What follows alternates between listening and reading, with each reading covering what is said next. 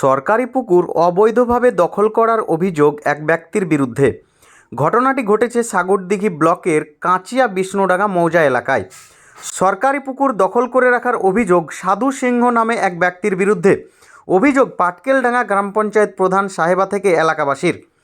গ্রাম পঞ্চায়েত প্রধানের দাবি, সরকারিভাবে চিঠি করে পুকুরের অংশীদার সাধু সিংহকে ডাকা হলেও পঞ্চায়েতে দেখা করেননি তিনি। সেই পুকুর সরকারিভাবে ডাক করে দেওয়া হয় এক ব্যক্তিকে। সেই ব্যক্তি পুকুরে চাষ করতে গেলে বাধা দেয় সাধু সিংহ নামে ওই ব্যক্তি। সাধু সিংহের দাবি, পুকুরে অংশ রয়েছে তার, তিনি কোনো জবরদখল করেননি, তার নিজের জায়গায় বুঝে নিতে চাইছে। এলাকাবাসী সহ প্রধানের অভিযোগ, নিজের জায়গা সহ অতিরিক্ত জায়গা পুকুর দখল করে রেখেছে সাধু সিংহ।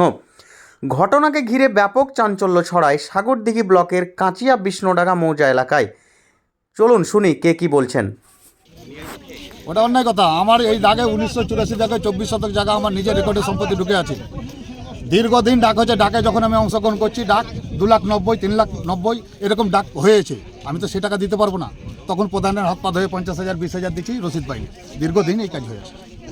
এই কারণে এবার আমি ডাকে অংশগ্রহণ করিনি, আমি কোর্টের দ্বারস্থ হয়েছি যে আমাকে আমার জায়গাটা বুঝিয়ে দাও। দাঁড়িয়ে গিয়ে আনন্দ উপভোগ করছেন পথচারীরা। চতুর্থ সাইজ আমার জায়গা, আবার ওইদিকে 1986 দাগে 60 শতক জায়গা বাড়িতে এই ধার বসানো হয়েছে। পশ্চিম পাহাড়, তিনি দক্ষিণ কি পাহাড় বলছেন আমার এবং মায়ের। অন্যান্য মানুষ কি বলছেন, পশ্চিম পাহাড়, দক্ষিণ পাহাড় মায়ের। 1970 দাগ আমার, 1982 দাগ আমার, 1977 দাগ আমার, চারিদিকে আমার আছে।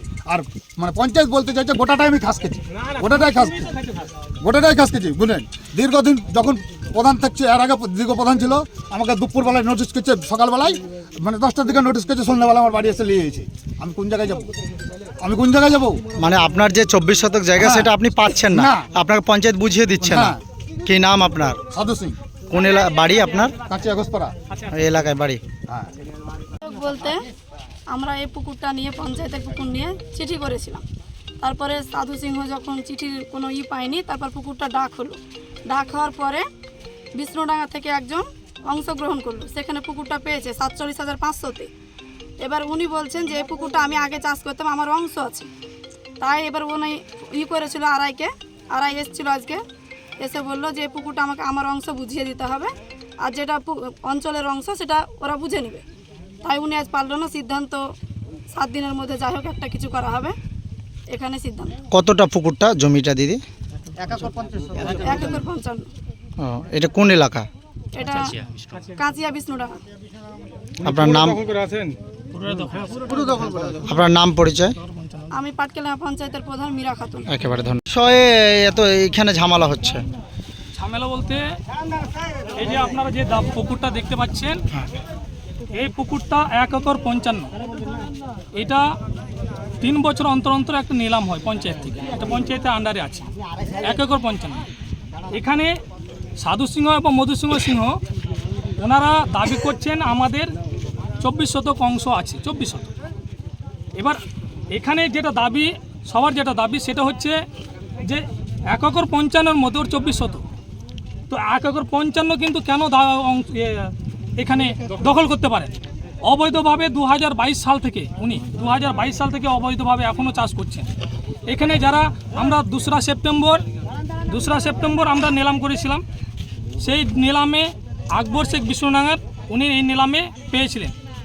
এবার উনি যখন মাছ ছাড়তে আসেন, সাধু সিংহ এবং মধুসিংহ তারা বাধা দিতে আসে। ওনারা বলছেন যে আমাদের পুকুর। আমাদের বক্তব্য হচ্ছে একটা সরকারি একটা সম্পদ কেন একজন ব্যক্তি অবৈধভাবে চাষ করবে? এটাই আমরা কি চাইছেন আপনারা? চাইছি ঊর্ধ্বতন কর্তৃপক্ষ যাচ্ছে বা ভূমি দপ্তর যারা আছেন, সরকারি যে সম্পদ সেটা যাতে সঠিকভাবে বুঝে দেওয়া হয়। পঞ্চায়েত আমরা ভিডিওকে জানিয়েছি, বিএলওকে জানিয়েছি, ওনারা বলছেন ঠিক আছে আমরা দেখবো, এটুকুই। আজকে আরআই সাহেব এসেছেন, কি বলে গেলেন?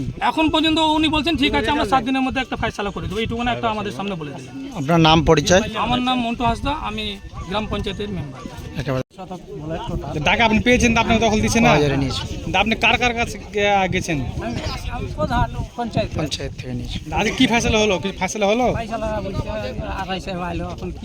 কত টাকায় নিয়েছেন? আমি 47,600 টাকা। ক বছরের জন্য? 3 বছর। আপনি এখনো দাবি পাননি, দখল পাননি?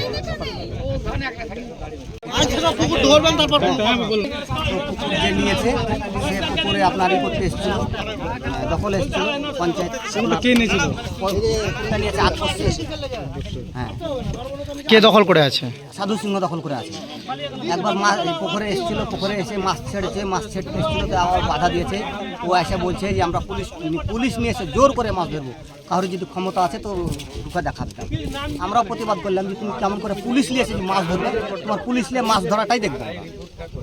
এরপর থেকে ওই আপনার ওই ইয়ে আছে, আপনার ওই যত পাহাড় আছে, তারপর আপনার যে এই এলাকাটা ওই বেড়ে বেড়ে প্রত্যেকটা জমি আছে, এদিকে জমি আছে, সব জমি আছে, এগুলো সব দখল করে খেয়েছে।